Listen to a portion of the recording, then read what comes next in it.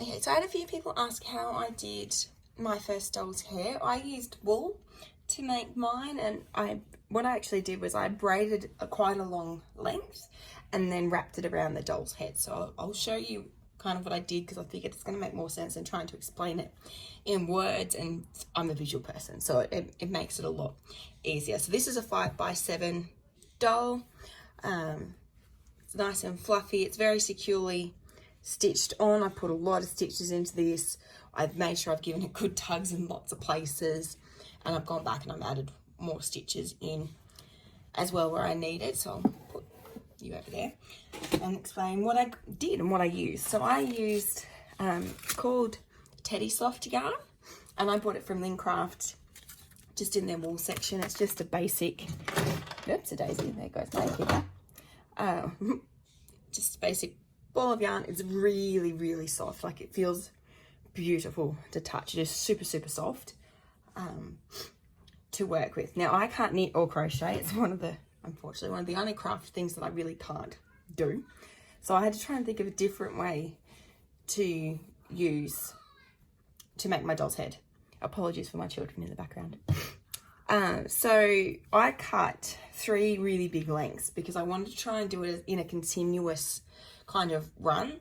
And I've worked out, I didn't really measure, I kind of just pulled off and went, oh yeah, that'll kind of do like this.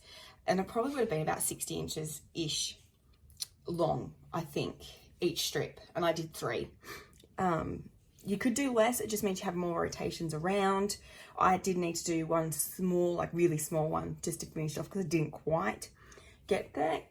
In saying that, working with that long length was difficult, like trying to braid, like picture braiding a girl's hair, like picturing long hair, trying to braid that basically. And yeah, it was lots of lengths of wool going everywhere. So I'm only going to show you like a really short kind of length now, just to kind of give you a visual of what I did. So sit down, hopefully we can still see. So I cut, say this is the length that I want, so I just make a cut, and then I use the first to kind of work out where my next cut should be. So there's 2 lengths now, and then again for the third. So it gave me 3 roughly even bits. Make sure I can still see. Okay, so there's my 3 bits all evened up. Then what I did, because I didn't want it coming apart, is I just tied a rough knot at the tip, and I did leave some excess at the end. So it's a bit lower down. So I left that hanging, and then I trimmed this off when I was actually ready. So I didn't leave that long bit on there. It was just to kind of make it easier just to hold it in place. And then I just used some sticky tape and I taped it down. I did this actually watching TV, and I just got like a little craft table-y laptop type thing. So I just sat there and stuck it down on that and watched TV, because it did take me, probably took me at least half an hour, maybe longer, to do the full length that I had to do, because I had to keep stopping and untangling it. Just make sure we can still see what I'm doing. I might zoom in a little bit there. Okay, so this is stuck down. You want it stuck down fairly well.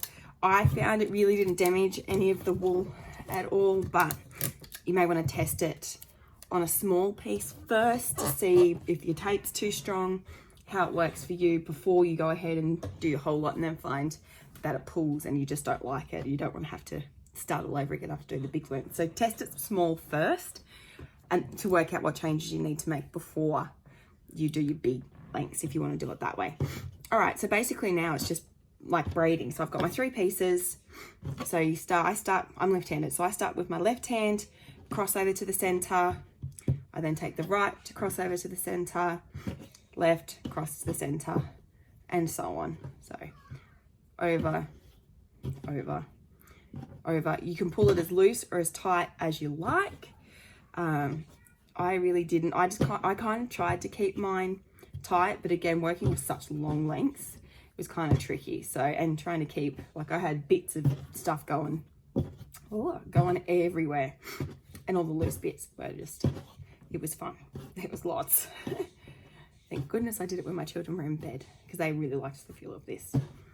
Okay, And then every so often, because the length was really long, as soon as I kind of got down to nearly the end of my work surface, what I actually did was I taped it down again, because I found there was just too much around me to try and work with. Whoops, a daisy.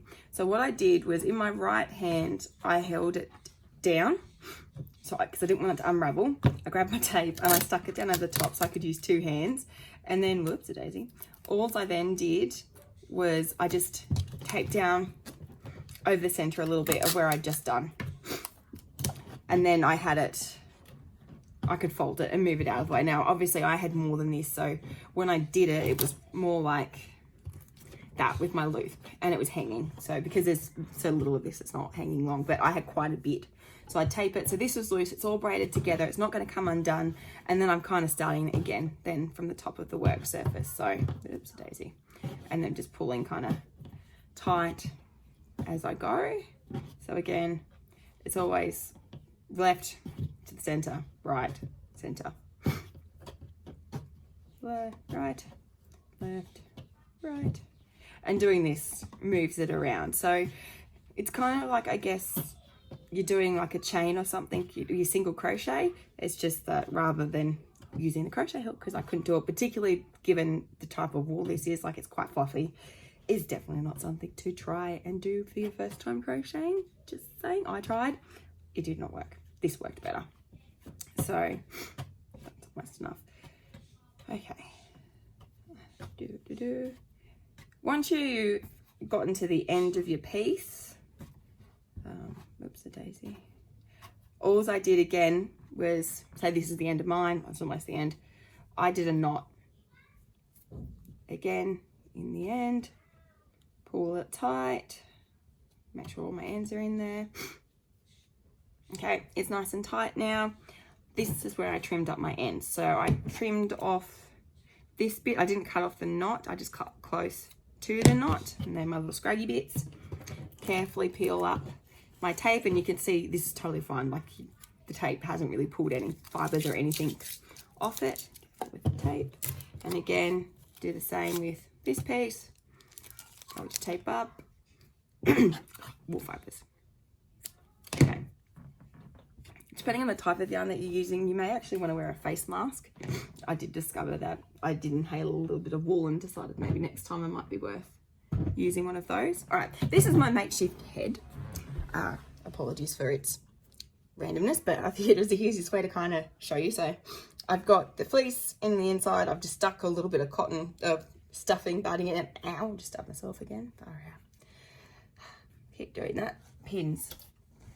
So I just tied it with a hairband just so you can kind of get a visual of what it looks like. I'm just going to stick it into here. So picture this as the doll's head. So you work out where your front is, and I kind of got a guise of where the front was and where I wanted it to sit on my ears, and I started there first.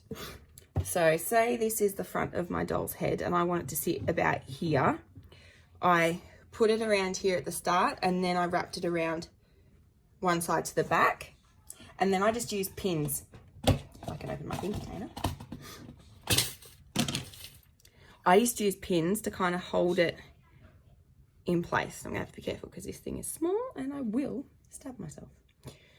All right, and then basically, ow, the next step is just to go around and secure it. And you literally just, whoa, going around. So that's the front, just here, that's the front.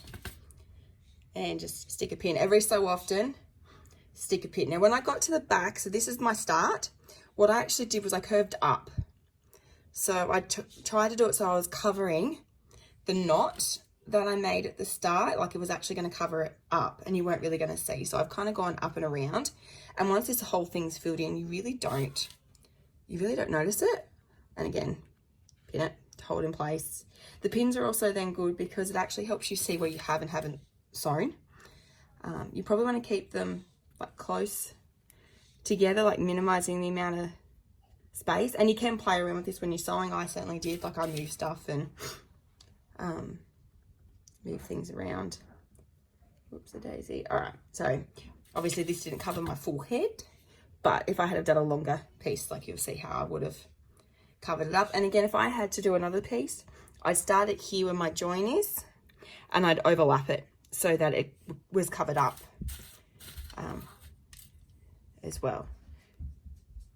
Mom. Apologies, my 7-year-old came in all wanting stuff.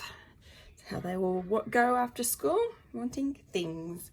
Okay, so that's my head effectively pinned on. So there would be my beautiful face. It looks a bit special, but that's how it's kind of pinned in. So I am now ready to sew.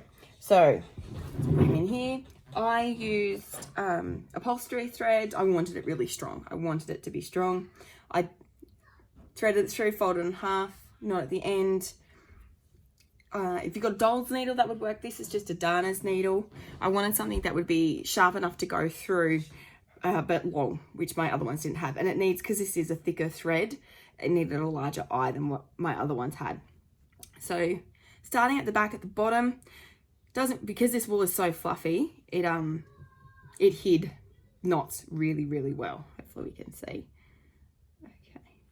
So you're basically now just securing it on. The idea, I guess, is to try and sew it. Oops, if I can connect my threads. There's my tail. Oh, my children are arguing with each other. Doesn't last long. Okay, so now it's just about securing. So the kind of the same technique you'd use to secure the doll's wig is all we're doing here. So you're trying to go through your loops. It will tack it down, so it's not going to be as fluffy as what it was.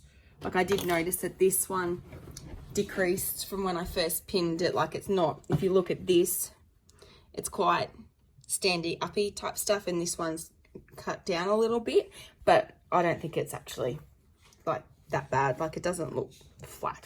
It's got dimension to it, basically. So then all you're basically doing now is just going around to secure, just doing like your back stitches through it. Whoops. Securing it as best as you can, taking small stitches. I'm doing big ones, but you want to take small ones, and then moving the pins as you kind of come. Sometimes I'd reposition a pin because I then decided that that wasn't secure enough and it was going to come loose while I was sewing it. Oh, putting it through. I tried to follow a pattern, but because I couldn't really see where my braid was in this, I literally just winged it and kind of tugged here and there. I thought, no, that needs more, go back through. That's fine, keep moving on. But you can see where I've tacked down, it's not going anywhere. And I did this a few times. So when I came to knotting it, all I did, once I got down to about that much, this much thread, what's that worked out to be? I don't, maybe somewhere between 2.5, 3 inches-ish, I guess. I cut the thread at the top, so I left quite the tail. And then what I did was I knotted it here, and I knotted it twice. Go through. And I pulled it quite tight because I didn't want it to come undone. And I have, it's called a self-threading, oops, yeah. It's called, oh, I dropped it now. Where did you go? All right, not winning. Okay. It's called oh my goodness me. It's called a self-threading needle. So it's a bit hard to see, but right at the very top at the tip, it's actually opened and it allows the thread basically to click into place. And you'll actually hear a little click. So it's now actually, it's on, it's secured. I didn't have to thread anything. It's just on. And then all you're going to do is bury your thread one at a time. So it's buried in. Again, we're going to do the next one exactly the same way. So click it in place and you'll know if it's in or not in. And then bury it. Now, if you've done what I've done before and you haven't left yourself enough thread, you can still bury it. Put the needle in first. So needle goes in first, leaving it out enough so you can get it in, and then click your thread in this way and pull through. And it's still secured and buried. And then you just trim the threads off. But it's not going anywhere. It's not going to come undone. You can't even see where I buried my threads. and then I start all over again, ready to keep going. I hope that helps. I hope that makes sense. Sorry about my kids and their noise if you can hear it in the background. And I look forward to seeing more amazing dolls.